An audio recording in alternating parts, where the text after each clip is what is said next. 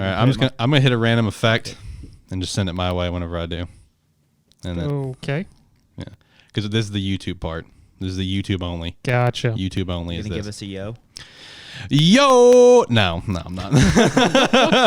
All right. What the What's going on, YouTube? I'm Alex Light with Sparky3. If you are already subscribed to this channel, I don't know why. I guess for a G Fuel tier list video or some competitive Pokemon battles that may or may not come back. So I haven't uploaded anything here on the channel in a while, just because I've been doing what you see right here. I've been podcasting with AniMan Plus. I have another show called Lighthearted as well.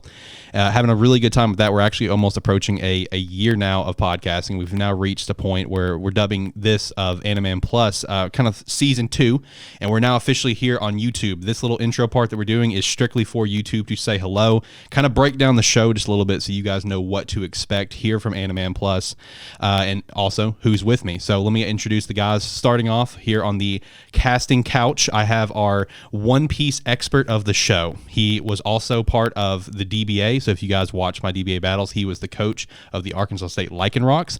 He was also my teammate in the All-Star game then, so you could hear his beautiful voice then.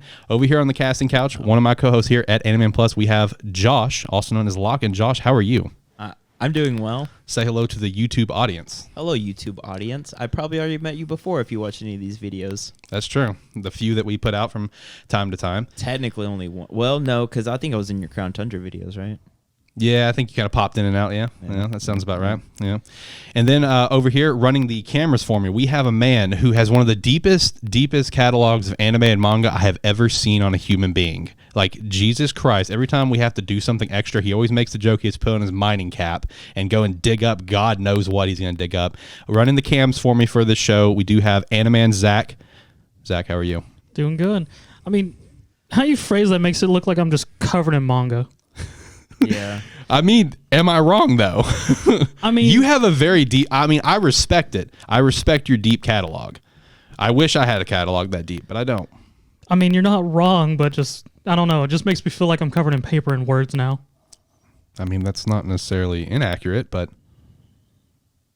All right, carry on. All right, guys. So for here at AniMan Plus, if you're going to be checking this out here on YouTube, it is a weekly anime manga podcast where we do anime episode reviews of the latest stuff going on and manga chapter ratings. We also talk about the news, everything that's going on in the world in that regard.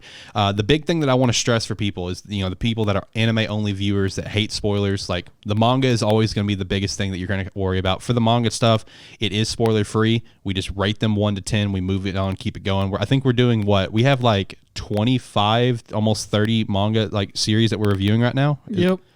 I know when it comes to Weekly Shonen Jump, we're doing 16 out of, I think, 21. 16 out of 21 Weekly Shonen Jump series we are currently reading here on this show. When it comes to anime, we do watch some older stuff. Any older stuff that we do, we usually keep that to like bonus episodes, which we call bonus cast. And we also do talk about spoilers, but those spoilers are in a completely separate upload called Spoiler Cast. So if you guys like spoilers, that's gonna be the place for you. For everyone that doesn't like spoilers, you can come in and listen to AniMan Plus and feel safe. It's gonna be a good time. You don't have to worry about us, really spoiling horrible things for you. And the one plus with our upload schedule, we will be uploading every Sunday at 8 a.m. Central Standard Time. We record on Thursdays. So basically Thursday night to Thursday afternoon is the range that we're covering. And with it coming out on Sundays, basically all the content for the most part that we're covering is a week behind. So I feel like that makes it a little fair for people to get a chance to watch it. So when we do talk about the latest episodes, we're not horribly spoiling everything for you. We do our best to try to find new gems that are in the anime cycles. Like right now, we are obviously in spring 2021. And I got to say, they've got some pretty good gems that we've come across that we're excited to talk about here today. We're going to try to find some for summer as well. We have fall coming out. Fall's already got some heavy hitters, though. So looking forward to fall. And when it comes to manga, one big thing that we like to try to do here on the show is we like to try to find like the next big hit. We've had 4 swings at like this is it, and really only one of them's a hit since one of them got axed for no reason. Last year, Josh and I were predicting Time Paradox, Ghost Rider, and Bone Collection. Those got axed. Since then, Phantom Seer was the one I just referenced. That recently got axed, but it really had no reason to be. That was one we really felt sure on. But the one that we are particularly proud of is Kaiju number 8. That is one that we pretty much started, like, Zach, I think this was before you got on the show when me and Josh came across it. But we pretty much started around like chapter 1, chapter 2. Yeah. I mean, we were right there with it, and now it's becoming a massive hit. So that is one thing that we want to do is we want to try to find the next big hit for you in terms of manga. So, like, even today for this episode, we have 2 new mangas that we're going to talk about, a part of Weekly Shonen Jump, give our thoughts on it, give our thoughts about if they could possibly survive. We have a lot of different stuff here with AniMan Plus that we try to bring to the table, and we're looking forward for you guys listening and watching alongside of us, having a good time, having some laughs, and just drop a subscribe. We'd appreciate it. Comment down below your thoughts and stuff that we talk about. A like, all that helps. And if you can't always watch the videos, hey, that's fine. We're on basically any platform that has podcasting. We're on Spotify, Apple, Google, Amazon, Castbox, Castro, Overcast, TuneIn, Stitcher, Deezer, iHeartRadio, Pandora Radio. The list goes on. We're on so many different platforms. So if audio works out better for you, hit us up there. I think that's kind of my long monologue here for AniMan Plus to our YouTube viewers. Again, hello, how are you? If you just happen to randomly come across this in your subscription feed and wonder how the fuck you got here, well, hey again, I'm not dead, like I said earlier. Before we actually start the show here for our normal audio listeners and for you guys as well, Zach or Josh, do you guys have anything that you want to include with my long speech here to the YouTube audience? I'm surprised you left off Mashal as the things we read that we were calling hits. Well, that's debatable because you were very against it. You were at very, first, very yes. against Mashal, yeah. But you read it and was like, this is it. Yeah, This is a hit. that is true. Mashal is... Well, see, I don't feel like I can take extreme credit for that one because Mashal already kind of really took off by the time I really kind of got into it. But but I was determined that this is going to be something great. I read it chapter 1 day. One was like, this sucks. And then had that same thought for 6 months before I was like, I actually really like this. Yeah, long time. But yeah, do you guys have anything that you want to throw in strictly for the YouTube audience? No, not at the moment. Other than just, hello, we're here. Hopefully this survives. That's true. Hopefully it survives, right? Yeah. All right. Send us back to the intro screen. Let's actually hit the music and kick things off for our audio listeners as well.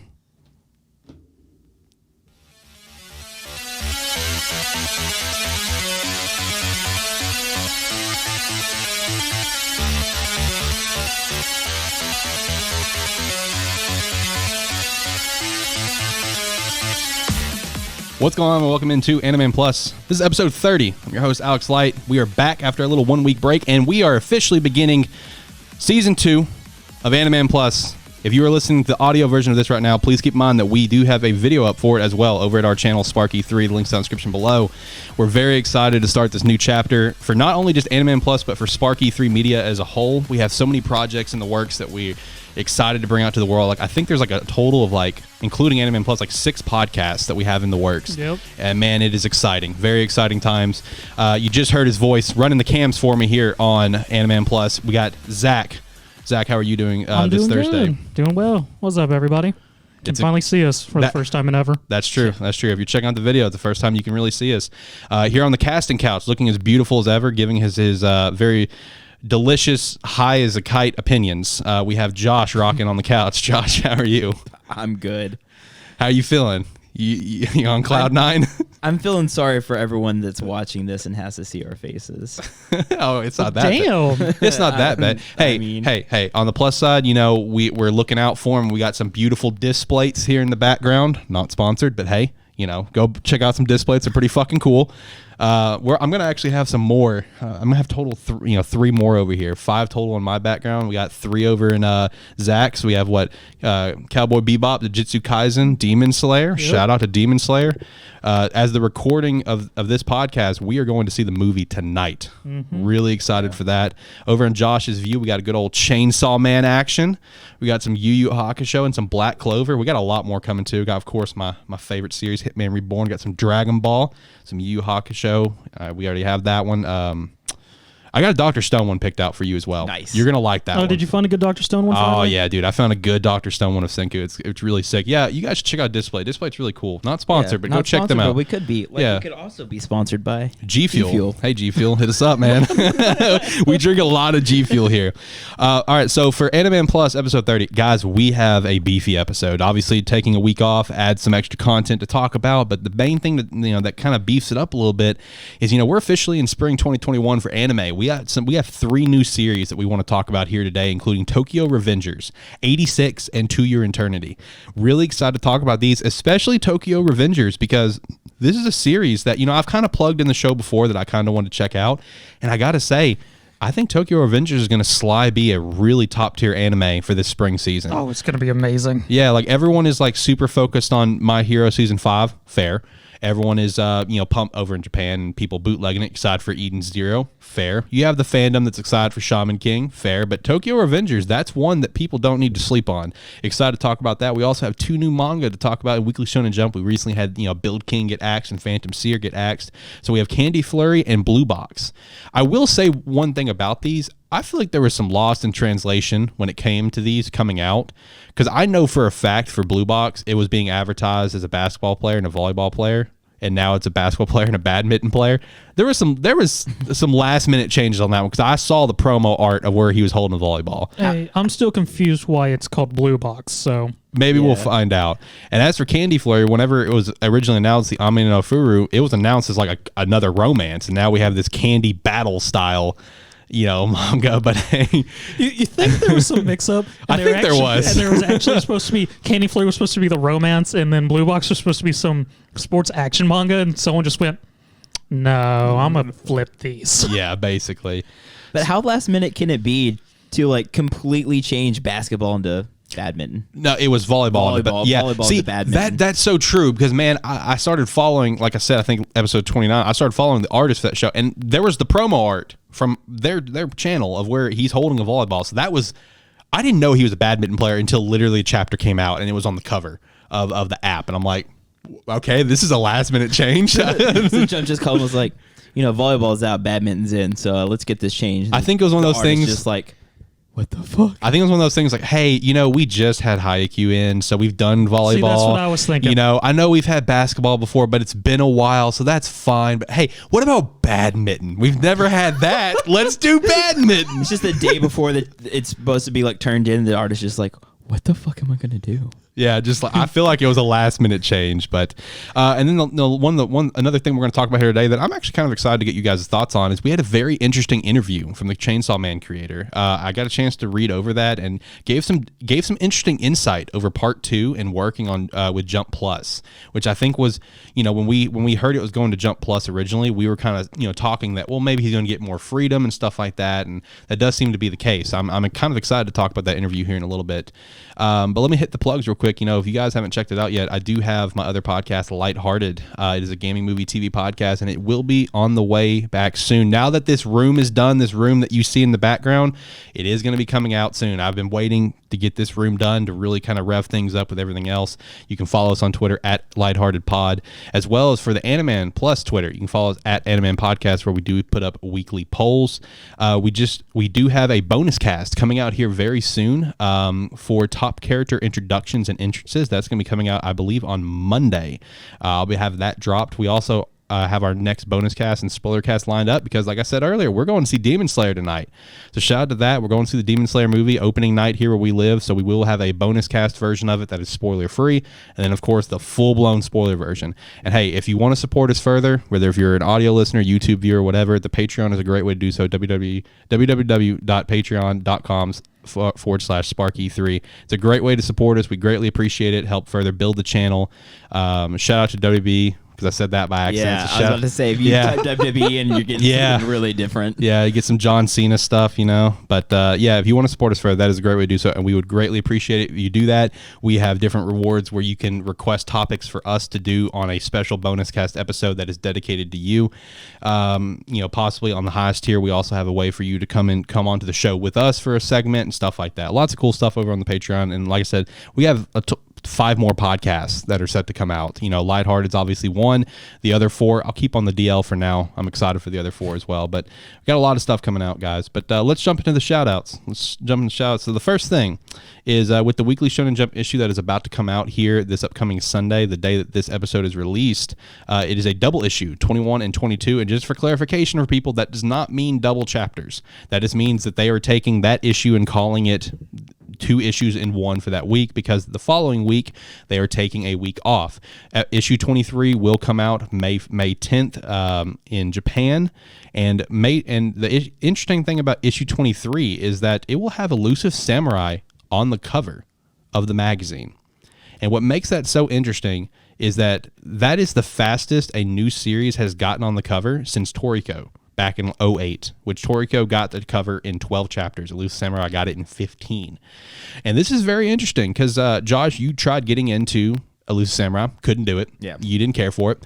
Zach and I, we have been reading it ever since, even though we personally have not cared for it. But we've been sticking with it because him and I both have had this feeling that it's a late potential type of series. I will say it's getting better. I'm starting to enjoy. I'm starting to enjoy these past few chapters, but the fact that it's going on the cover, man, Shonen Jump's got a lot of faith in it. That's very impressive. Well, and last week wasn't it like number 2? Yeah. It's gotten its only 1 or 2 color pages. I don't remember. I think it's only got 1, right? Yeah, it's had a couple color opening chapter pages, but not actually the cover of the magazine. Okay. So that's a pretty interesting little tidbit there. And also with issue 23, which a lot of people were shitting on consistently when this news broke, is in issue 23, Jujutsu Kaisen will be on a break as well. A lot of people were shitting on that JJK is always on a break. I mean, it doesn't really bother me. I mean, it's been on a break like 3 times. I mean, like the last 4 months. I don't know. Everyone was just like, oh, man, Jujutsu Kaisen's basically a bi-weekly manga at this point, blah, blah. A lot of people shitting on that. Speaking of breaks, though, I don't know if it was a typo. I haven't seen it change. I've checked like 5 times today, but shout out to Kaiju number 8. New chapter comes out Thursdays. It did show, and it still does right now, new chapter in 21 days. So 3 weeks until the next chapter. Kind of disappointing there, but please be aware of that as well in case it doesn't get changed. You telling me it's bi-monthly now? Basically. Looks like it. And I can't. And I'm just saying it could be a typo because I know for a fact when, a few weeks ago we reported on the show, Phantom Seer, I know it said new chapter in 14 days when the new chapters came out. I know it said that, and it turned out to be a typo. They fixed it, new chapter in 7 days. So I don't know if Kaiju number 8's actually coming out in 3 weeks or if that was a typo. I don't know. I guess we'll see. I mean, that's how long it's going to take to build up our next arc, what it's leaning towards. That's true. This new arc is going to be very exciting. That was a great chapter today. That's a phenomenal chapter. Talking more about Weekly Shonen Jump, a series that me and Josh are particularly a pretty big fan of. Really disappointed to hear this, but there are reports saying that Untitled Chapter could be close to being dead, and that is upsetting. But me and Josh, we did actually talk about in episode 29 that it wouldn't surprise us. Yeah. That's a series that we could see them not giving a lot of support to. But on the flip side, who knows? Because on April 30th, Untitled Chapter is getting an extra edition that's being published in the Jump Plus app. Don't know what that's going to include, but I thought that was pretty interesting, because I've seen all the reports that Untitled Chapter could be on its way out. It's bottom of the lineup the past few weeks. I don't know. I don't know what to think about it, but I am excited for the extra edition. At the same time, isn't Phantom Seer getting a one shot, or like not a one shot, but like it's getting a little bonus thing in one of the magazines. I can't remember which one. And it got axed, so it's not really surprising that Untitled Chapter's going to get something a little extra, even though it's possibly on its way. Yeah. It'll be disappointing to see that one get axed. Like I said, it wouldn't surprise me. That's something that I just don't see Jump supporting. I'm more surprised, honestly, that Witch Watch is getting some love over Untitled Chapter, because Witch Watch just got a color page this past week or the week before, or they're getting one. I thought that was kind of interesting, but hey, it is what it is, right? Little shout out here out of Netflix. Netflix kind of rebranded all of their like anime stuff and other sorts of like video game properties and stuff as like an entirely new part of Netflix called Netflix Geeked. is what they've labeled it. And, with this, they are really trying to hype up some of the live action stuff they have on the way in terms of anime, because they got the live action Yu Yu Hakusho they're going to be doing, live action One Piece that we've talked about before, live action Cowboy Bebop, and they also have Gundam stuff they're working on as well. Obviously we've talked about this to great extents before. Live action anime is some scary stuff. So we saw what they did with Death Note, but hey, apparently the Death Note 2 is on the way. What? Out of Netflix. Why? Death Note 2 is on the way. It's from the reports I'm seeing. This is not confirmed. This is just on reports. But with that report, apparently Netflix is determined to keep it more to manga material. That is what they're planning to do. I guess we'll see. I didn't care for the movie besides William Dafoe's Ryuk. That was phenomenal. Don't fight me about that. That was great. Fuck you. That was great. Everything else sucked, in my opinion. I've yet to watch Full Metal Alchemist. I've heard it's bad. I've heard it's bad because of the amount of characters that it's cut, the amount of key plot points that it cut for where it is. Because I know from where it is, for example, Armstrong's not even in the movie, and he does fit into the range that they do. Yeah, he's not in the movie. Is it because they couldn't find someone jacked enough to be Armstrong? That'd be my guess. I mean, you always have The Rock ready to do anything. So I don't know. And I'm sure John Cena would have got in on it. John Cena likes anime. The Rock would have been jacked enough to be Armstrong, to be honest. That's true. That's fair.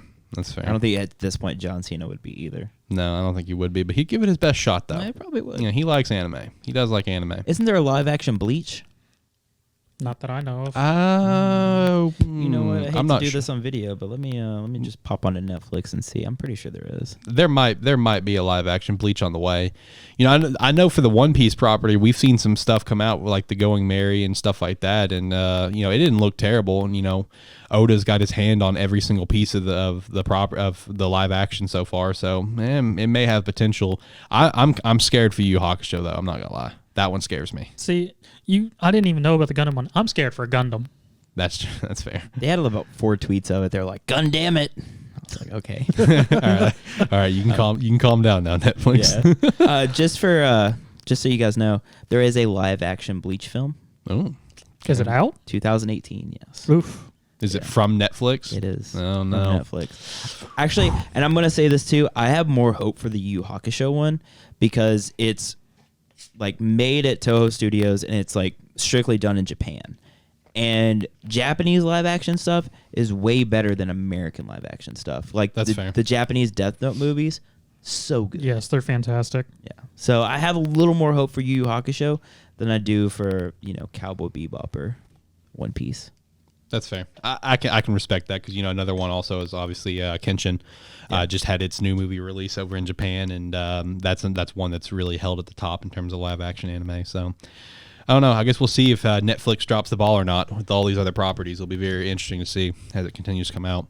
Hopping over to the news. So, everyone's favorite golden boy, Mappa, is holding a 10th anniversary special on 6/27, and it is confirmed that they're going to be revealing the first look at the Chainsaw Man anime that is set to come out, I believe, this fall, correct? I believe so. Okay. So, going to get some sort of a trailer there. How pumped are you guys for that? I mean, I'm ready for it. It's going to be brutal, gory, and dingy. That's true. I'm super fucking pumped for it. Yeah. I got a question for you guys. I'm curious because I've seen a lot of people comment about this, and I'm kind of curious if I'm on you guys' take. Do you guys think that Chainsaw Man is overall, like, if we're talking like just plot stuff, it's super fucking average, but what makes it good is just like the characters and the insane amount of action, just how fucking stupid it is? Pretty much. Okay, I just want to make sure we're on the same page. Yeah, no. Because if we're talking just story, like this series is like maybe like a 6 out of 10, but everything else is what makes it better. Yeah, we're not jumping into like a My Hero, One Piece, Naruto kind of like really deep story with like really far reaching. No, it's basically this dude just wants to get some, so he's going to kill other. Yeah, literally the for it. whole selling point for Chainsaw Man is blood and guts, and then sex appeal with And the then- little it has. And then 20 chapters of like, what the fuck? I can't wait for that. What the? That. Yeah. So, we would use like a, what the fuck is this chapter one, whatever, is what basically we'd use for that. But now for the episodes, I think it's this one. What the is this chapter? Nope. What the did I just watch? That Yeah. that effect. That's basically what it's going to be. I mean, and it's because that series manga is what led to that. Yep.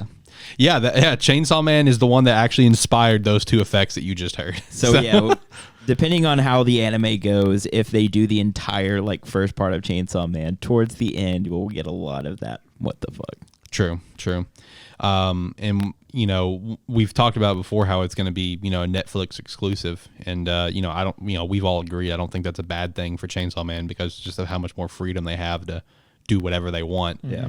Which, talking about doing whatever they want, let's talk about that the interview with what's his name, Tatsuki Fujimoto. He had recently had an interview, and he was talking about just his series as a whole, the anime coming out and stuff. And he talks about, like, let's kick things off with how everyone always talked about how his story was not Jump manga. I feel like you guys could agree to that. Yeah. Yes. It was definitely not a Jump like manga, but it was in Jump.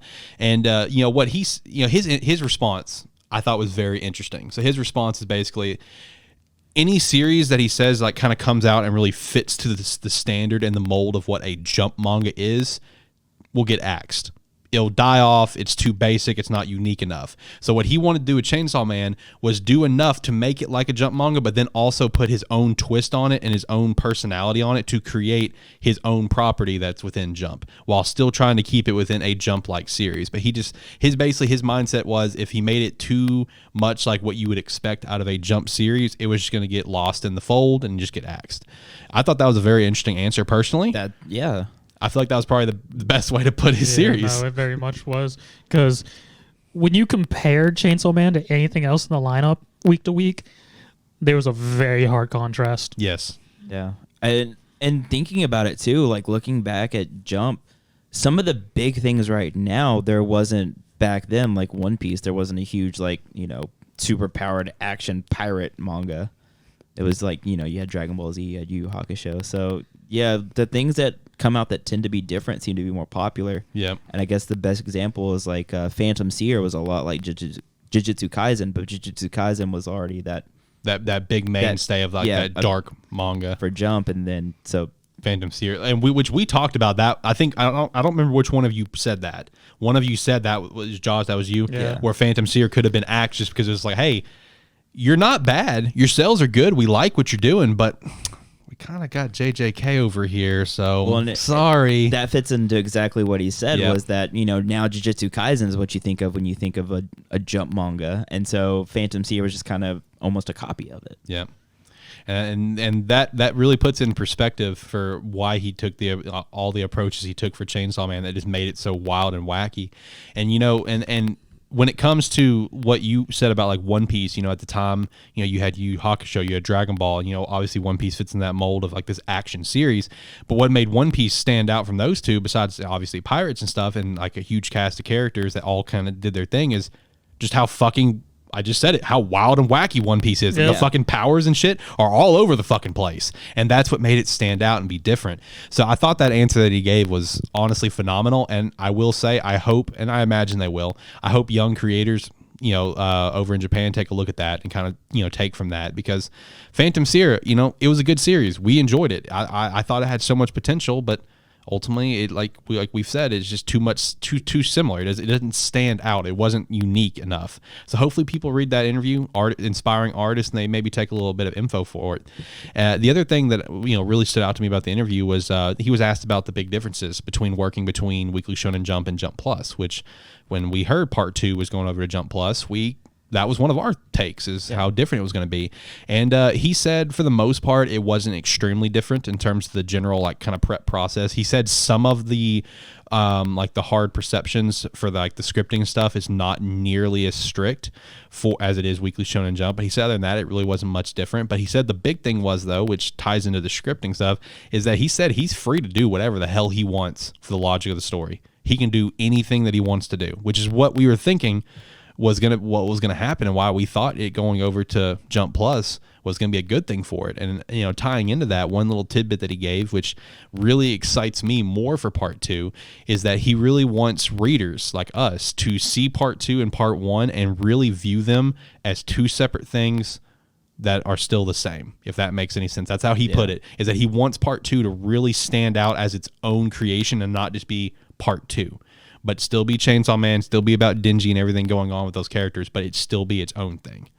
I'm hyped for it. If I can get Jump Plus to work on my phone, I'd be so happy. You can't get it to work for your phone? I didn't know that. No, it just closes out immediately. Oh, that's depressing.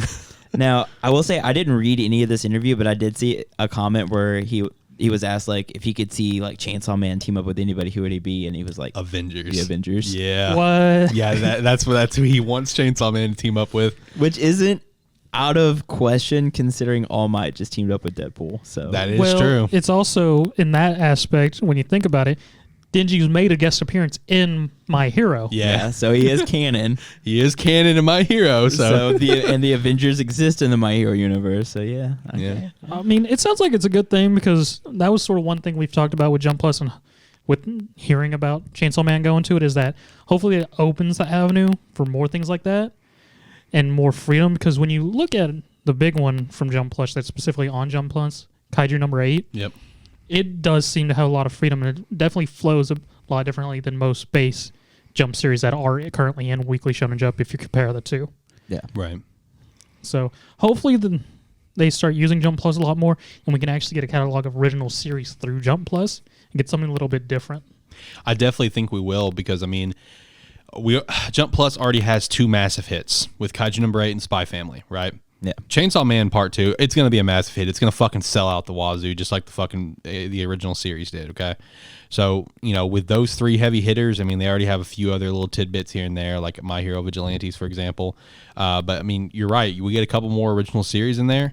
It's going to keep on doing pretty well. Even the one that I personally dropped, and I think you're still reading it, Deranged Detective. I want to say, I didn't get numbers, but I want to say Volume 1 for Deranged Detective actually did pretty well. Yeah, no, I haven't read the last couple chapters, but it's really good. Right whenever you dropped off, it started getting a lot more interesting. Of course it fucking did. Yeah. Of course it did. I'll pick it back up eventually. I will, but just because I love the art, I love the creator so much, being the creator of Hitman Reborn. So I will pick it back up here soon. All right, so let's actually hop over to the anime talks for the week. So we're now up to a new record for AniMan Plus in terms of how many animes we're reviewing at one time. We're now up to 9. So that's pretty cool. 3 of them being brand new ones that we're going to talk about here today. Like I said earlier, we are in spring 2021 for anime. And, initially, if you're kind of a casual fan, you look at the lineup, you're like, well, My Hero, that's cool. I mean, Eden Zero, that's from Fairy Tail creator. That's cool. Oh, look, Shaman King. I remember that when I was a kid. There was a couple others that would catch people's eyes. Like I know a spinoff of the Slime series that came out. But other than that, it's just like, you kind of have to look around. Like, what are we going to find here that's going to be some solid stuff? And we may have found some great diamonds here. One of them being Tokyo Revengers. Okay, this is a series I had my eye on coming into spring of something I wanted to try out, and I gotta say it's not disappointing at all. I definitely think Tokyo Revengers is going to be like possibly the second best anime of the spring season. In terms of, and this is me taking like Eden Zero out of the equation just because it's not easy access for people. Yeah. I'm talking the stuff that can be easily accessed by people. You can go on Crunchyroll, whatever, and watch it. I think Tokyo Revengers is going to probably be like the second best series of this spring. I'm actually going to let Zach talk about this one because here's a fun fact for you.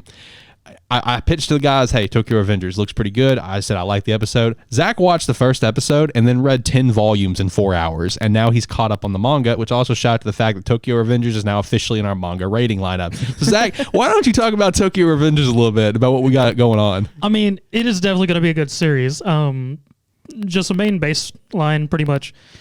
Guy here's a news report. This girl who was his girlfriend in middle school died. More or less, he goes through his life, and as he's standing at a train station, he gets pushed in the train, and right before it hits him, he's suddenly back in the body of himself in middle school, where he's a delinquent, bleach blonde hair and everything, and thinks it's all a dream until he finally realizes, I'm back in the past. And more or less, he meets the girl who died's brother, shakes his hand, and suddenly he comes to discover he has time-leaping powers. And so it's a delinquent series, but it's not. There is action in the series, but think of it more of a drama, action drama is what it's more going to be. Following Takamichi, who's our main character, and his quest to keep this girl alive by time leaping, and it is so good. As Alex said, I watched the first episode and went, I'm sold. I'm on board. Let's do it. read all 20 volumes in a few days. Yeah, just a couple days. Read half of them in one Right. But yeah, no, I'm very much looking forward to the series. These first 2 episodes were very well done in opening. The first episode was a nice little opening, and I kind of realized, because I mentioned this to you, Alex, there's a scene in the first one where it has some kids who are bullying Takamichi and then scratch his car and leave the blame on him. And I mentioned to you in the manga it's different, and it's actually Takamichi who just doesn't. Those kids are just not even there. And I understand why they've done that now, because after reading the manga, Takamichi's sort of lame. Oh, really? Yeah. But yeah, no, it's very good, and I can't wait for episode 3 after what's going on down with the fighting pit, because we'll finally get to meet Mickey and Draken, 2 of our other main cast. Okay. Right on. Yikes. Ooh. Yeah, I see that. I think you'll have to like turn it off and on. That's unfortunate. We do have a tech issue with our cameras. How am I going to go about that? Was it my camera? No, it's it's mine. his. No, it's mine. That's funny. I was hoping my camera just went out. Just No. like, was like, I can't take it anymore. Yeah, I might just have to close out. Here. Well, hang on. We'll be right back after this break. All right, we're back after a little technical issue. Of course, right when we're going to record, gotta have a tech. Even though I even took the day off for this, I spent all day fucking with this shit. I was about to say, we even did several test recordings and nothing happened, but lo Right. and behold, during the actual recording. Man, that's my fucking luck. Well, during the little break that we had, at least for us, not for you, Josh, you got a little tidbit over Kaiju. Josh, what do we got going on there? Yeah, Golden Week starts on the 29th and ends on the 5th, and that's 2 weeks worth of Kaiju number 8 chapters. And so they don't release anything during Golden Week. That's why Jump's doing 2 volumes this Sunday. Oh, because there won't be anything. They won't release one next Sunday, and so Kaiju is missing 2, and then it's the author's monthly break. Gotcha. That's why it's going on a 3-week break. Okay. All right. Thank you for that. That You're makes a lot more sense. Yeah. Got a little bit more insight there. And speaking of insight, we can get back to talking about Tokyo Avengers. Right now, episode 2 had the little pit fight we had going on. We're about to get introduced to 2 more of our main characters. This is going to kind of further open up the series. I know one of the big things that you're really pumped up for is the Battle of 8-3. Yes. And then you also talked about how you think it's possible we could get Bloody Halloween. Yeah, just after reading some clues and whatnot, seeing the opening, we're definitely getting the Battle of 8-3 because there's a lot of prominent shots to it in the opening. And then there's 2 characters who you see briefly in the opening, as long as I'm seeing them correctly, are 2 characters who don't actually make an appearance or major role until the next arc, which is the Bloody Halloween, if I'm remembering my arcs correctly. Okay. I'm excited to see how the rest of this series is going to play out. It's something I might hop into. Also, I had no idea it was part of Weekly Shonen Magazine lineup. I didn't know that. Looking at Weekly Shonen Magazine more, they got a lot of good shit. They got a lot of good shit part of the lineup. And I really wish there was an easier way to read everything. I really do. Another one that we're going to talk about here today is called 86. This is another one that I kind of had my eye on here for a little bit, leading up into spring. It's based on a light novel. It's only going to be, I think, 11 episodes is what it's confirmed, a shorter one. Sci-fi series based in 2021. It's 2148, I think. That sounds right.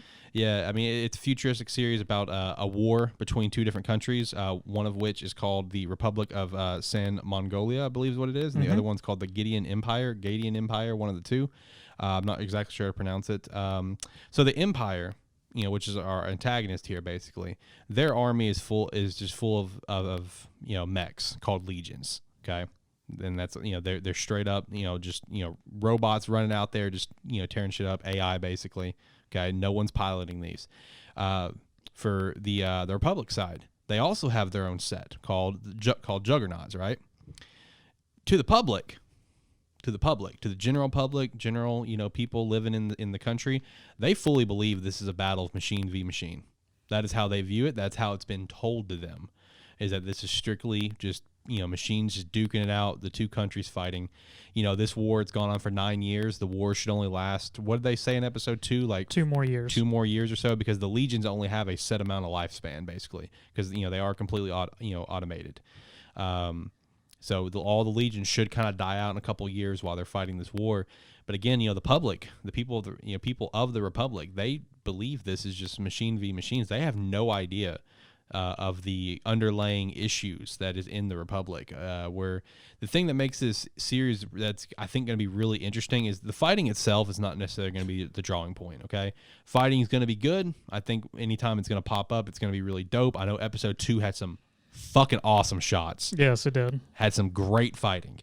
But the big thing about this is going to be the storytelling and the characters and the build up behind all of that.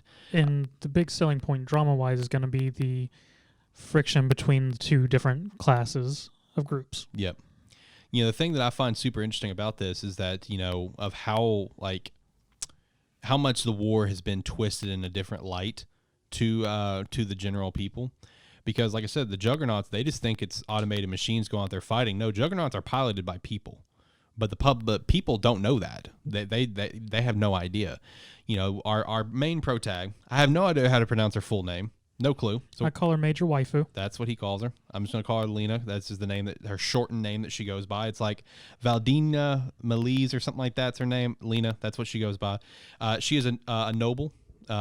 Alba Noble is what is kind of, I guess, what her title would be. She is a major in the military, and she becomes a handler for the Spearhead Squadron, which is the other set of our protagonists.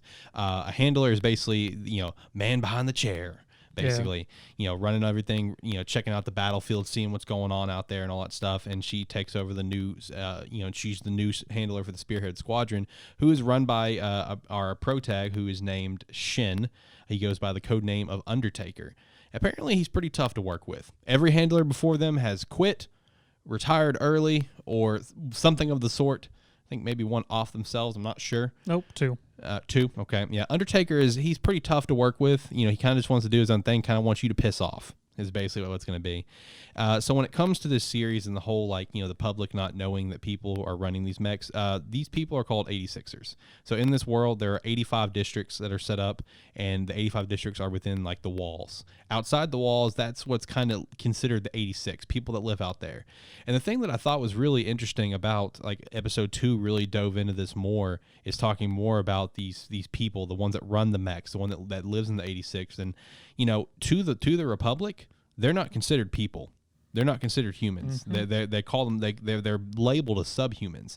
Basically, from what I gathered from episode 2, and Zach can correct me or agree with me on this. Basically, if you're born with without the silver hair, I know they mentioned specifically, if you're born without these couple things, you are not a human, and you are stripped of your rights as a human, and you are basically considered trash and shoved to the side. Would that be a correct way to put it? Yeah, pretty much how they say is anyone without certain qualifications or upon birth is more or less sent out into the 86th district to live out there. Yeah, live out and just be, poor and just live, kind of a rough life out there while everyone else is living inside the walls, living the high life. And I think that sort of, approach to it, I think is going to be a very interesting series to watch for these 11 episodes. When I kind of went over the plot a little bit, just kind of reading up on it, it's flat out said how there's a lot of, there's a lot of racism going on in this series from the Republic. I think there's going to be a lot of interesting takes with this series as we further get to see Lena and Shin and the rest of the Spearhead Squadron further get closer. Because Lena coming in and becoming the new handler, they're automatically like, whatever, it's just a fucking royal pig. They literally draw her as a pig, imagining what she looks like. That's how they imagine her. It's going to be interesting to see them further develop together and work as a team. And, like I said, episode 2 showed off a lot of great action of the Spearhead Squadron and Undertaker and work, taking out the legions. And great soundtrack, too, by the way. Yeah, no, the song during the battle was really good.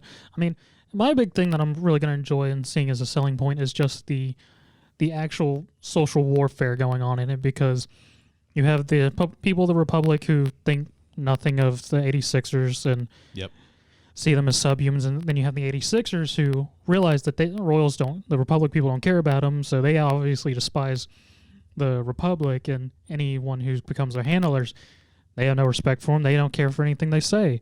They only care about Shin. So it's interesting seeing how each group more or less sees each other in the same light as scum. And then we have Major Waifu here, who trying to be human and build a bridge of some sort. She's trying to be that middle ground. And just from these first 2 episodes, just seeing that conflict of her fighting against her own society group and trying to be friendly with the group that wants nothing to do with her. Yeah. So going to be very interesting to see this, that class warfare and sort of the effects of the middle ground through her, since she's the one trying to connect them. True. Honestly, this is, I think this series has a lot of potential. From what I've been reading from people, the light novels are phenomenal. The light novels that have recently come out are also incredible. I've got a lot of hope for this one. I feel like this one is more. I feel like this one is definitely more on the low key side of something that's going to be really solid. Okay, because Tokyo Revengers, it's already got 20 plus volumes of Weekly Shonen magazine. It's long standing. It's great in the magazine and everything. The next series we're going to talk about, same thing. It's in Weekly Shonen magazine. It's got, I think, 10 to 11 volumes or so, one of the two. 140ish chapters. It's got its presence in Weekly Shonen. I feel like 86 is something that people should probably take a look at over on Crunchyroll or something. Just give it a shot. I think the first episode for me, kind of meh. I liked different things about it. Episode 2. It really drew me in because it kind of everything that episode 1 kind of started, giving you the tidbits of this and that. Episode 2 finished up on. You know what I mean? Yeah. So I'm excited for this one. This is gonna be one of my favorite things to watch every single week.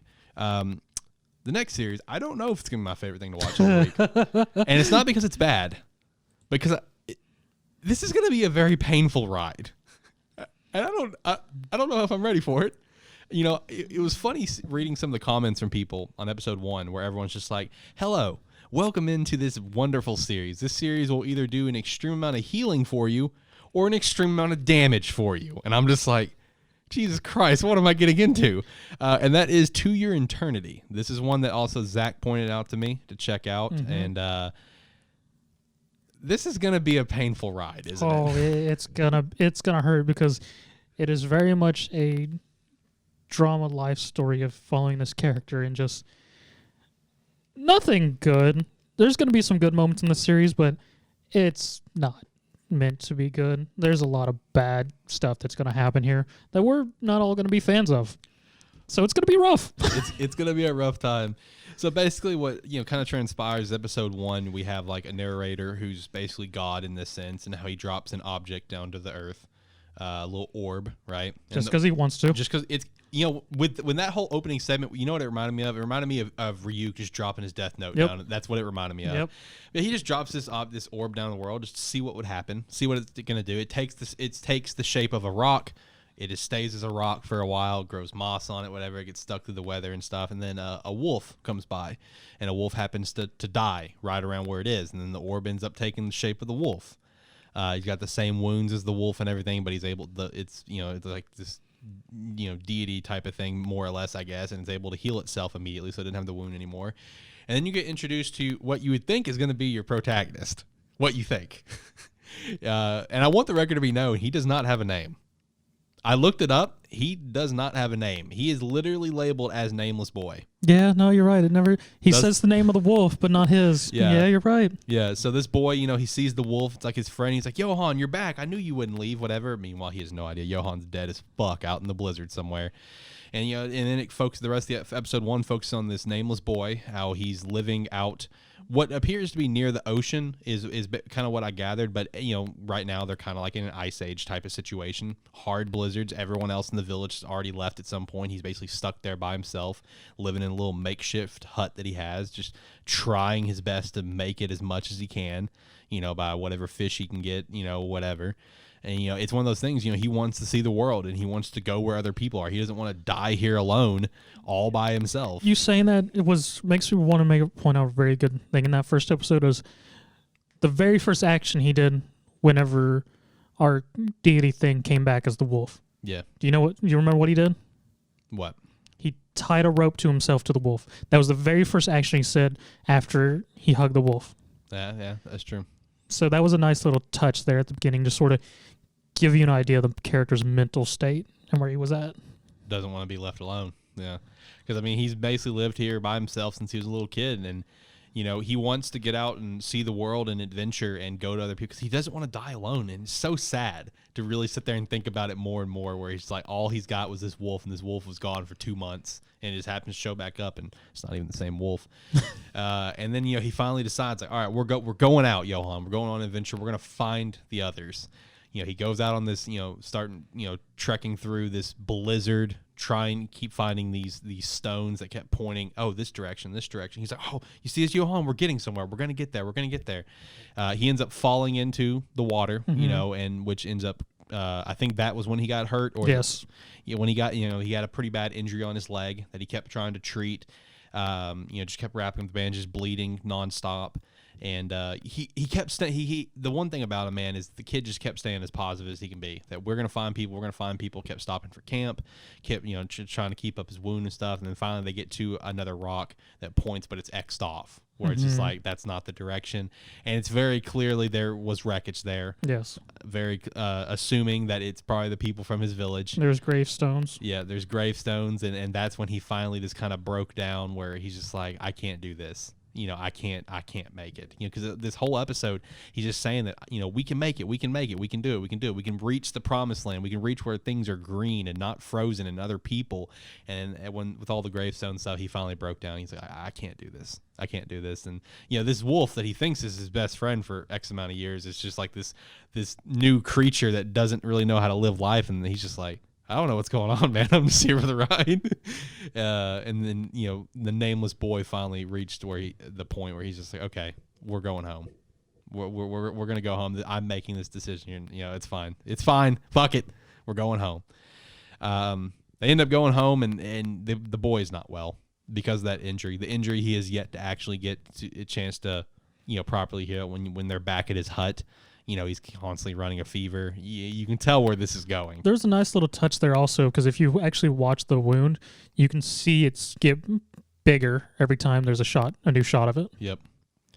You know, and he finally reaches the point, and you know, if you know, inside of his little boat hut, whatever, you know, he has, like, you know, the drawings of other people in the village all over the boat and everything, and he ended up drawing himself and Johan. And man, just watching this, like me watching this, knowing nothing, I'm just like, well, yeah, I mean, is the wolf going to save him somehow? I mean, he's basically like a god, right? He's going to do something to save him, right?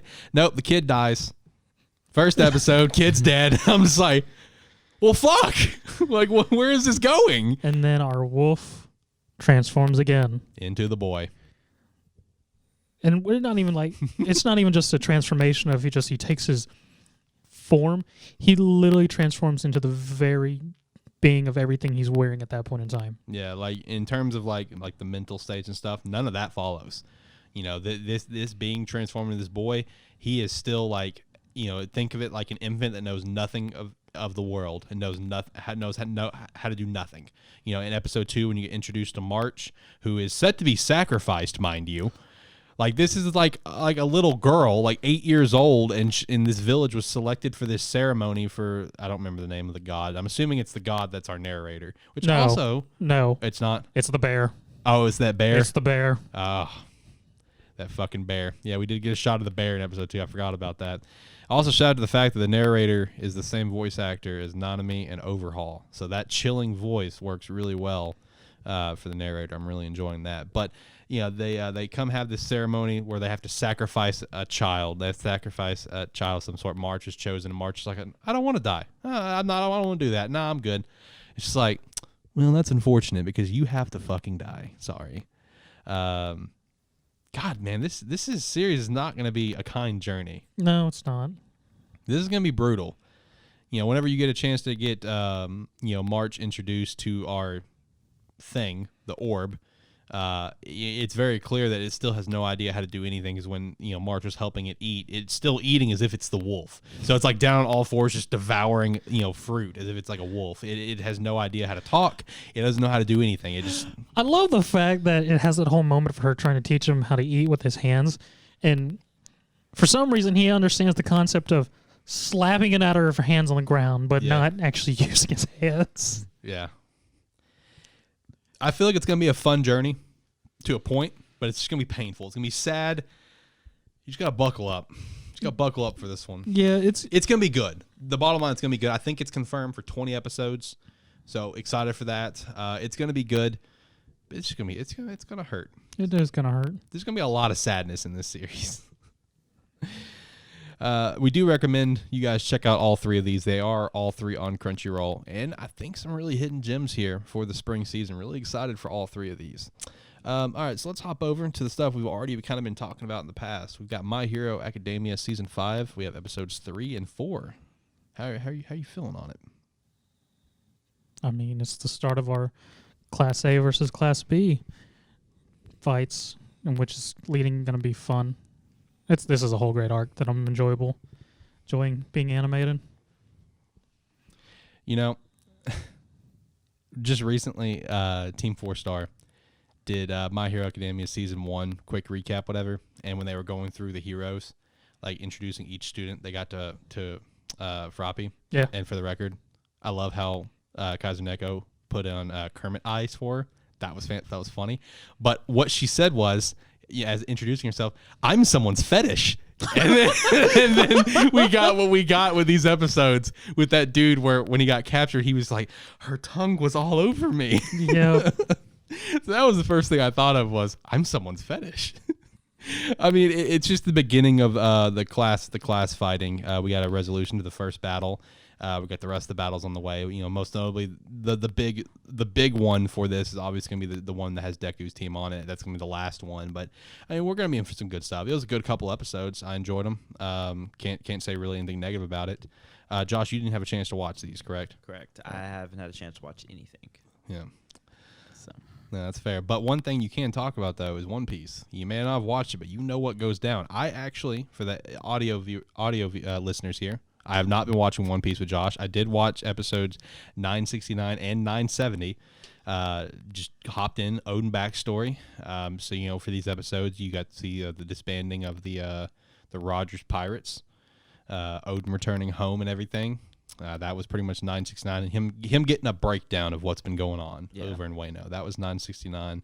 And then, you know, 970 is when he actually went to go confront, where he fucking ran all across Wano over there, and then kind of got what we, you know, the post effect of that, where he's having to act a fool in town the entire time. Okay.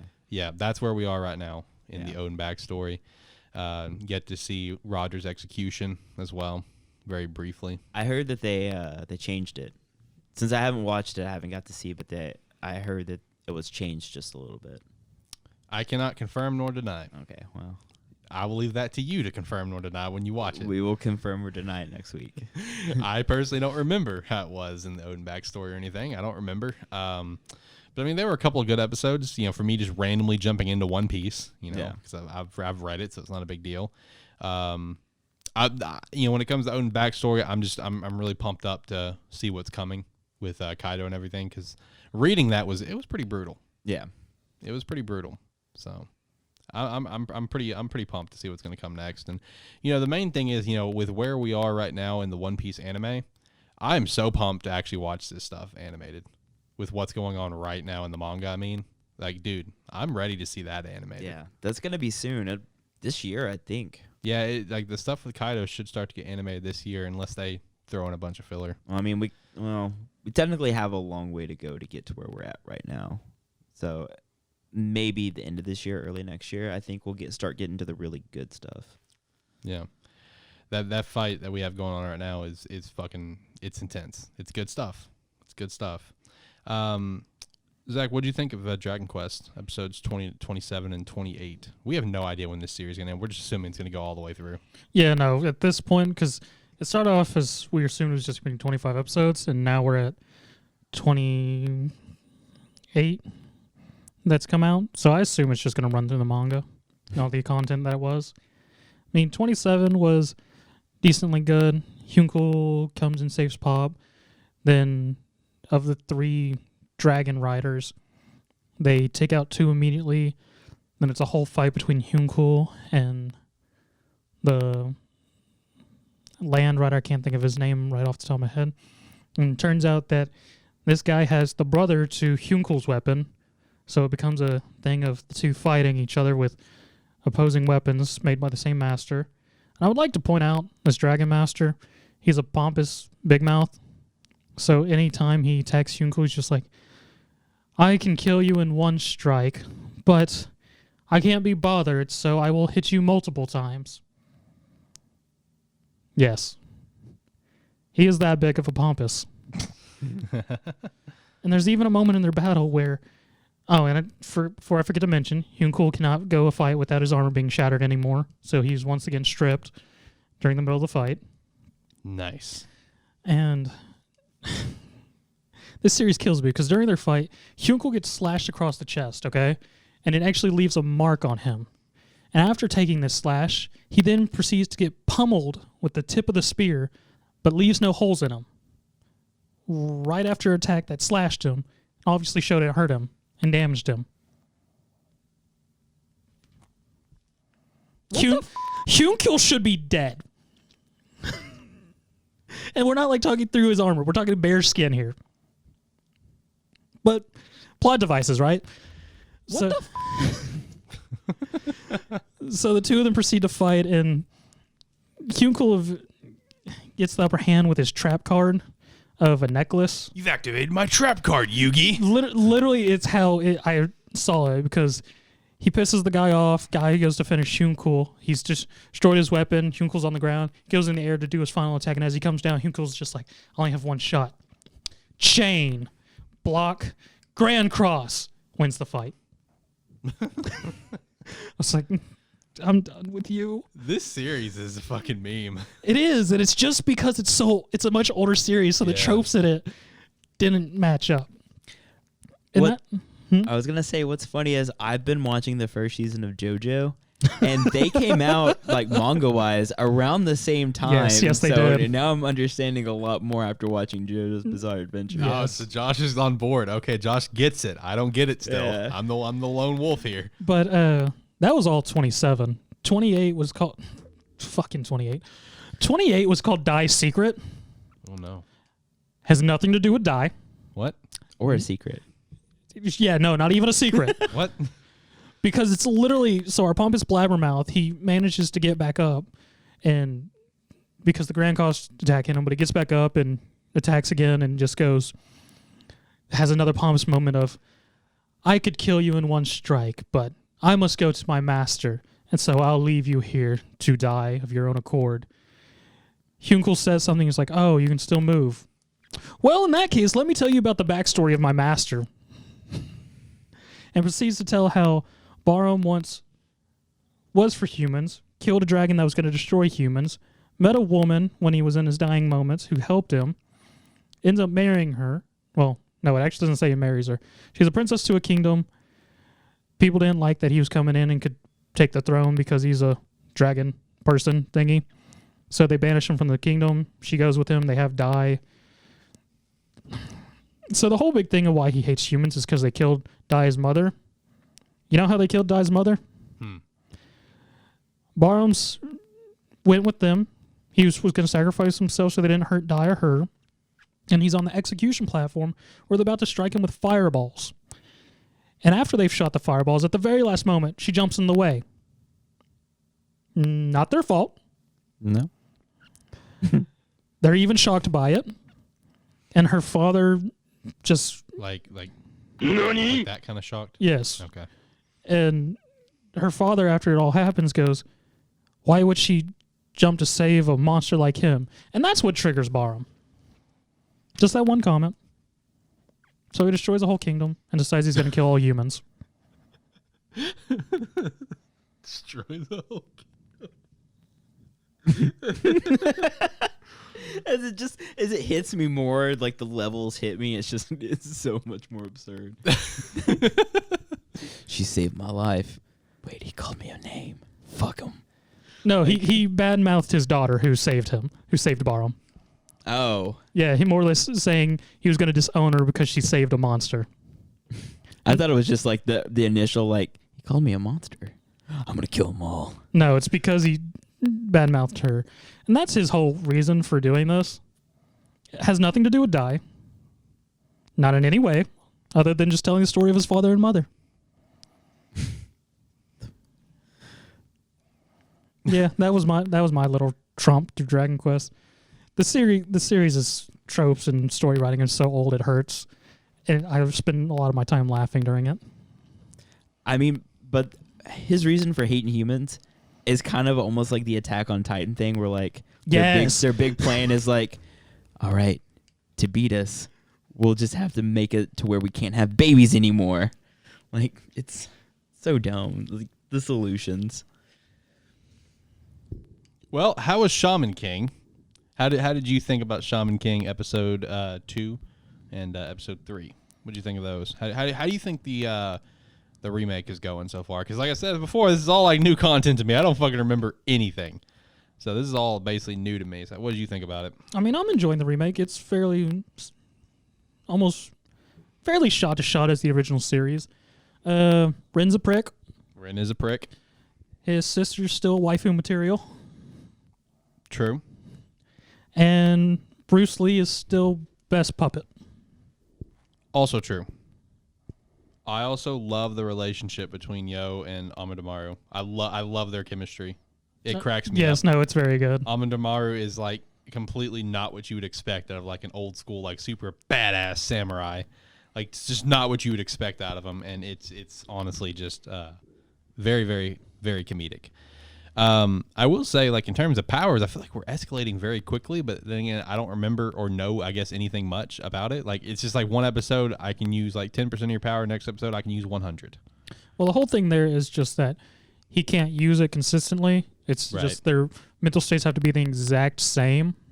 That's the whole reason why in episode 3 he was being forced to train and everything. Because, like, we haven't reached the ridiculous power scale of Shaman King yet. Is it just like over the fucking top? It's not like absolutely ridiculous. Like, there's no reason for this, but it just gets a lot more than what we're getting right now.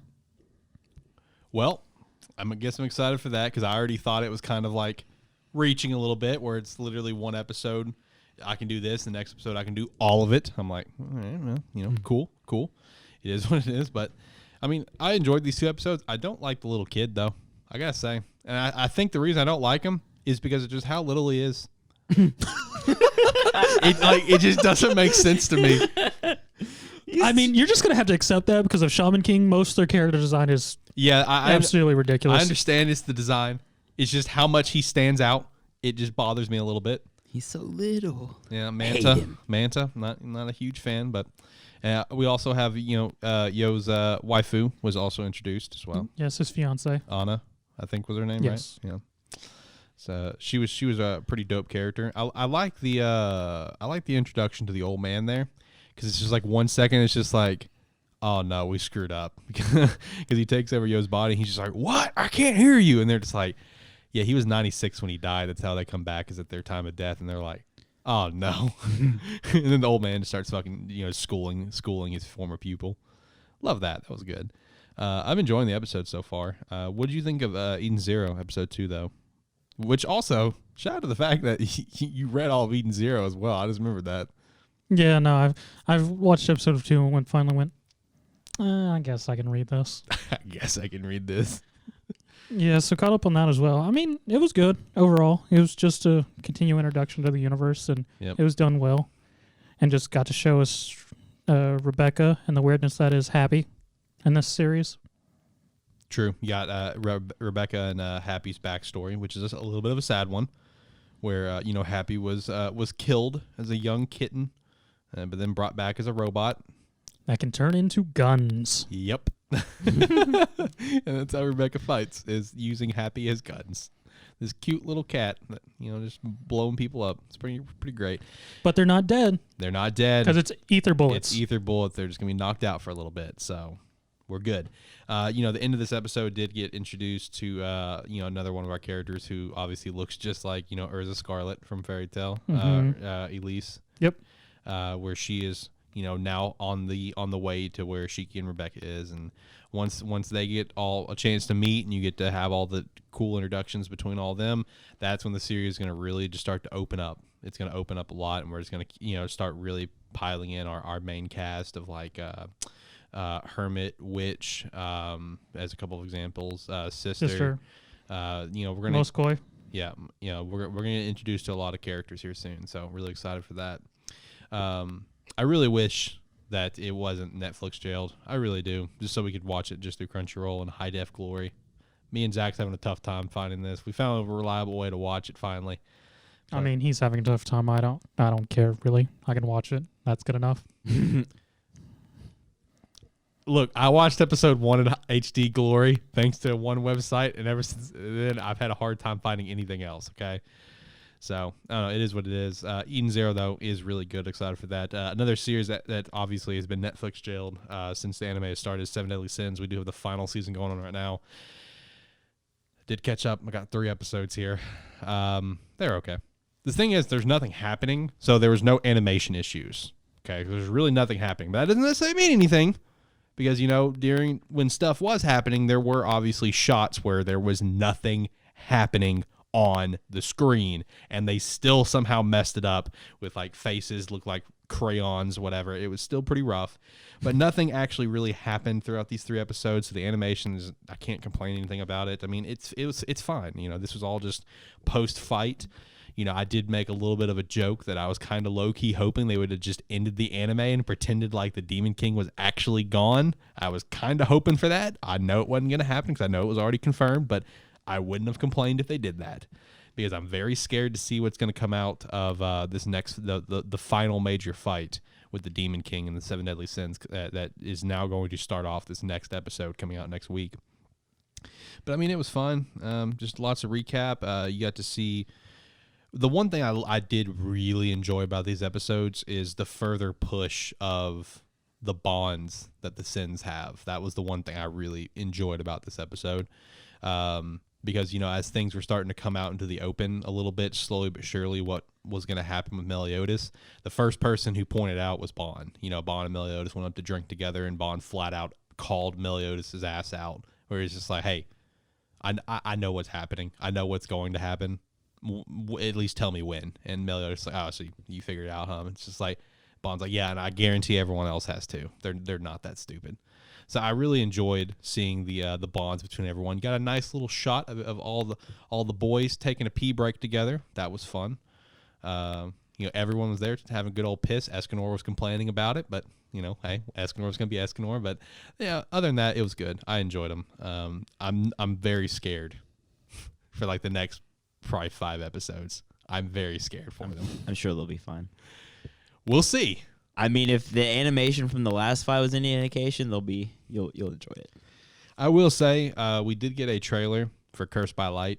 A trailer recently popped up, and first and foremost, I want to point out that based on the poster they released, my assumptions on what was going to be going on and stuff were 100% true, based because the poster itself gave me some sus flags involving a couple characters and just how they positioned them just right and how they shaded them just right and this and that. I kind of had some indications for where the movie was going to take place and stuff, and I was correct on that. I will say, just from the trailer alone, it didn't look terrible. I know it's just a trailer, but maybe it won't be horrible. I mean, it's a movie. You would think that it's not going to be terrible. Yeah, I know. The trailer did show off some pretty sweet fighting with Zeldris and Meliodas teaming up, so that was cool. Enjoyed seeing that. It's something you haven't obviously got to see throughout the series, so that was cool. But I mean, I'm still going to watch the movie, even though it's probably going to eat ass. We'll see. I want you to know, don't just base things off of trailers, because I watched the trailer for Attack on Titan the final season, and they fucked that shirt scene up so bad. Oh my god. The damn shirt scene. They got everyone upset. Oh my god. Just so everyone knows, I don't give a shit, but I needed to do the joke. That's fun. I thank you for doing the joke. Josh, you didn't actually get to watch anything. But Zach, what was your favorite episode for the week? I'm going to have to say my favorite episode would have been 86, episode 2. That's mine too, honestly. 86, episode 2 was my favorite episode of the week. That was a good episode. It was very good. And also, just for any new listeners here, like on the YouTube space, normally Josh watches the majority of these. Josh is currently in the middle of his Super Bowl season at work. Yeah. And he has been very busy, and he had no time to sit down and watch stuff. So he normally does watch One Piece, My Heroes, a couple of examples. I know he wants to check out Shaman King, and you may check out some of these other newer ones at some point, aren't you? Tokyo Revengers is something I was really looking forward to. Yeah, you've just been busy. So yeah, but all right, let's finish up the show here. I think we're at probably a grand total of maybe 27. Okay, hour 27. So let's. Oh no, I meant chapters that we got. Oh, okay. You said hour 27. Well, yeah, in terms of how long this recording's been. 27 hours? An hour and 27 minutes. Oh. Come on, man. You just said. All right, let's go ahead and kick things off right now and talk about the two new series that recently popped up in Weekly Shonen Jump. We'll kick things off with Blue Box, our new romance manga about a female basketball player and a male badminton player. I still don't know what a blue box is. Yeah, I don't. Why is it titled Blue Box? Is one question. We'll see. Maybe it's a story about a love triangle and they introduce a blue boxer. What? A box. Yeah, his gloves are blue, like blue box, because it's a blue boxer, and it's a. Go away. Go away. I was trying, man. I was reaching there. We'll edit that out. I'm not editing that out. Anyway, so when it comes to this romance series, our male character, I don't know either of their names. I'm gonna be completely real.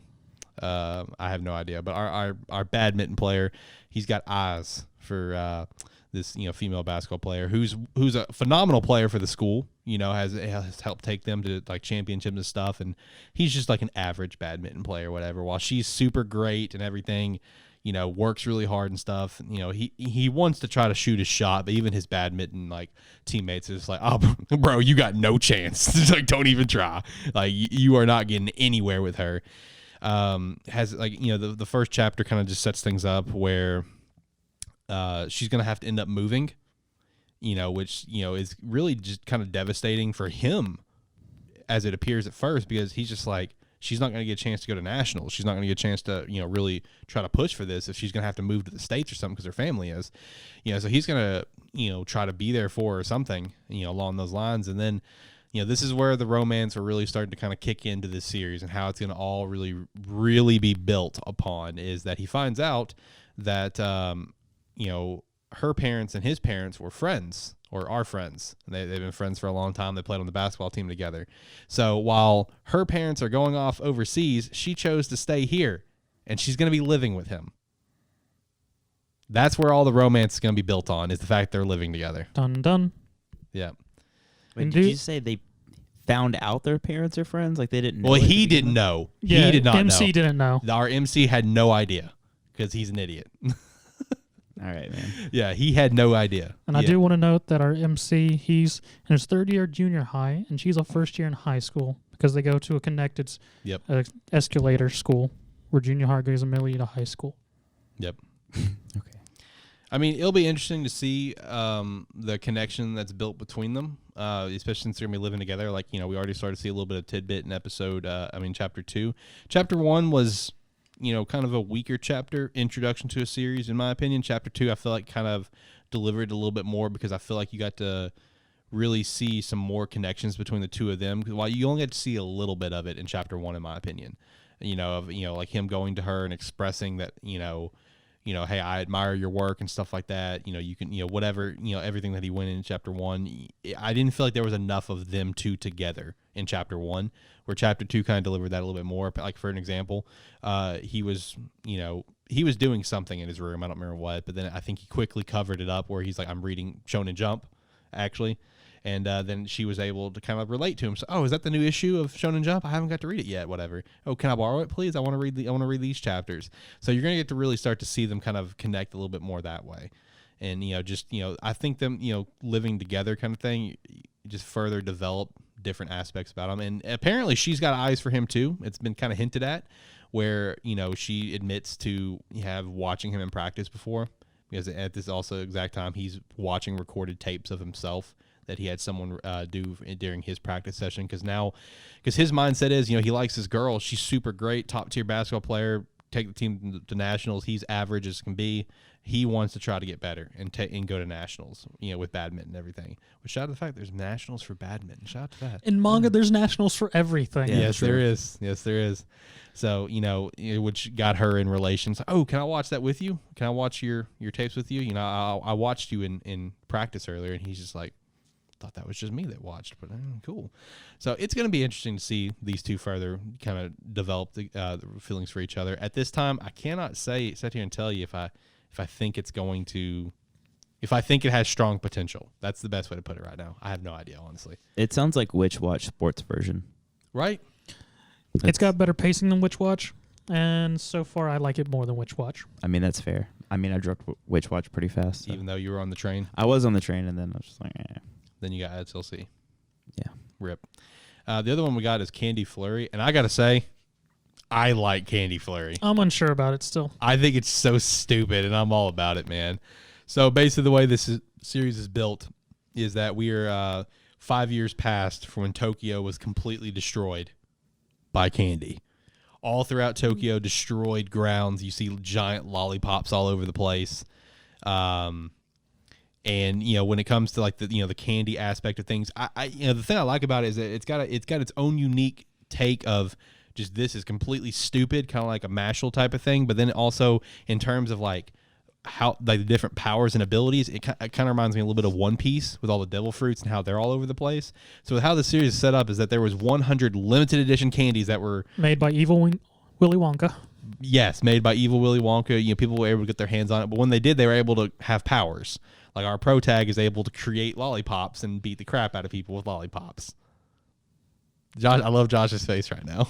I mean, I read like 8 pages, and I was like, I really enjoy Whole Cake Island. Where's Katakuri? Yeah. When's he show up?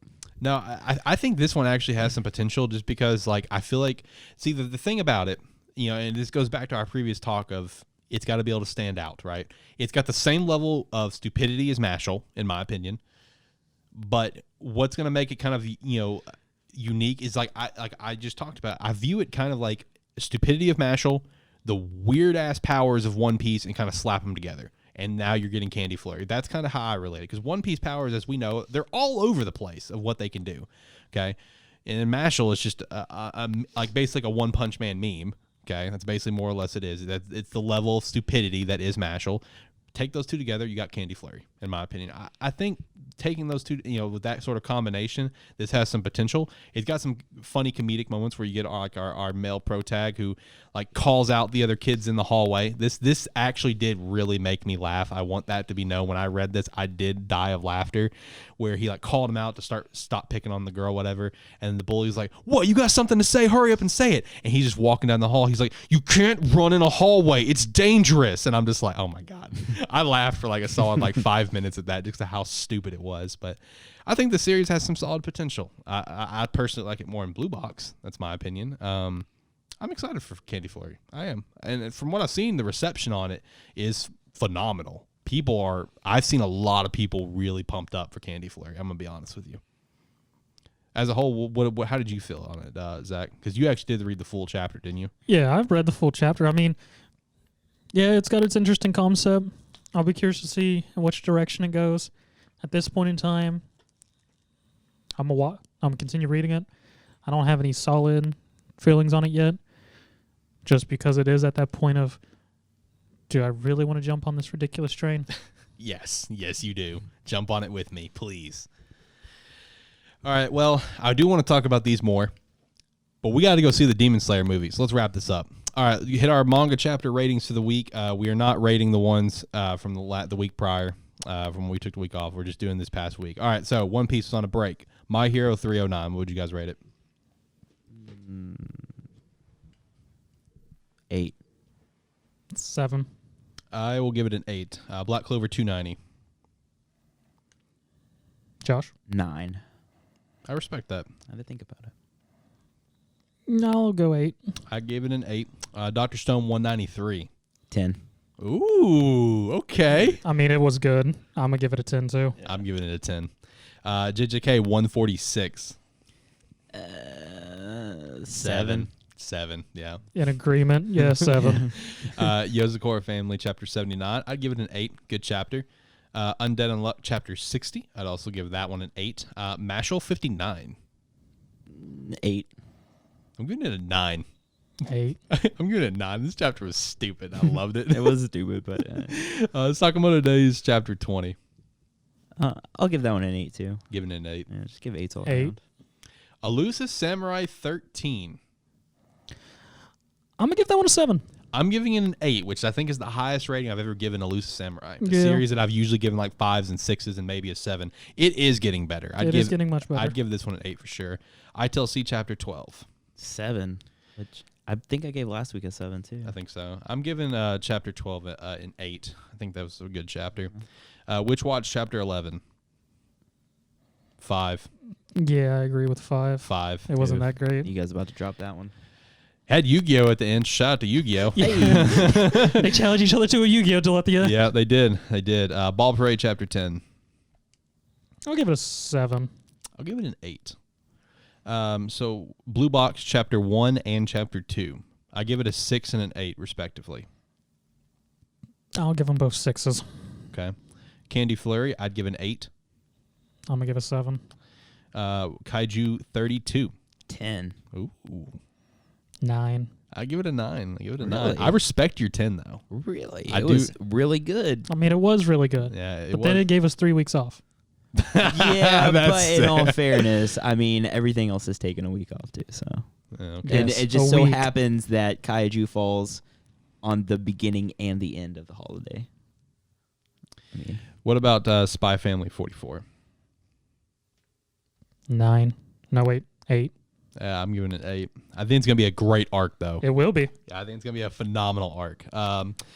Dragon Ball Super, chapter 71, give it a 7. Boruto, chapter 57, give that one a 7. But I will give a shout out to a very, new ability, new power introduction here for a character. Very interested to see how this is going to play out for everyone. I see now that, and I think I have it on the actual script. I'm looking at an alternate script. But Tokyo Revengers, I think it's 203, right? Yes. What would you rate it? 9. Okay. Eden 0140. 8. I give it an 8 as well. Seven Deadly Sins, Four Nights of the Apocalypse, chapter 13. I'd give it an 8. God of High School 512. 7. Give it an 8 personally. Unordinary 229. 7. 8. Solo Leveling 148. I'm gonna continue with 7s. I'm gonna continue with 8s. Weak Hero 134. 8. I'm gonna give this one a 9. Okay. This was a good chapter. I mean, it was. I really enjoyed this chapter. What about El Cid 108? I'm gonna proceed to give Elseed an 8. Okay. Favorite chapter of the week. Josh, you had 2 10s. I imagine it's one of those. Obviously, for me and Zach, it would be Dr. Stone 193. Stone. I mean, it's Dr. Stone. Yeah, Dr. Stone. Woo! Dr. Stone is on a whole different level right now. It is. I am so pumped to see what comes next, man. Dr. Stone's on a whole different level. People right now. are hyped for the animal arc. Yeah. That's true. All right, guys. Well, I think that's going to wrap it up for this episode. It is a little bit of a longer one since we had some, come back after a week break. Had some different series we wanted to talk about and kind of introduce. I do wish we could have introduced the mangas a little bit better here today, but we are running a little low on time. Got to go see Demon Slayer here in a little bit. If you're new here from YouTube, please subscribe to the channel. Drop a comment below. Talk about the stuff that we talked about here. Like is much appreciated. If you didn't like it, dislike it, whatever. Our life goes on. We're going to keep on doing what we're doing. If you've been listening to it for a while, hey, we appreciate you. Again, if you want to support us further, the Patreon is a great way to do so, and we greatly appreciate that. You can go follow us over at Twitter at AniMan Podcast, where we do put up weekly polls. That the last weekly poll I had put up, I don't even have the numbers for. I know it was the Demon Slayer movie of if you're going to go see it. I just know I've already got my tickets won. We do have the new poll up right now, which is talking about the spring 2021 lineup, about series that may have caught your eye besides the obvious of My Hero. So if you could go vote on that, we'd greatly appreciate it.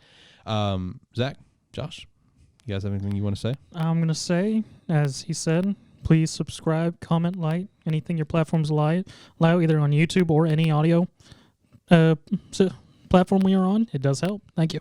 Yeah, give us a follow on Twitter at AniMan Podcast. That'd be cool. That would be pretty cool. That'd be dope. Where we put up chapter polls, weekly polls. We try our best to share all the news. Yeah. The bigger stuff. We do a lot of polls. Yeah, polls are fun. Yeah. I like polls. Alex has got a poll in the studio. You can't see it, but it's right there. That's true. I do. Well, thank you so much for listening all the way to the end. Really excited for this new journey here on YouTube with the video podcasting. Hopefully no more tech issues in the future. We're going to try to fix that. But until next time, guys, have a good one. Bye.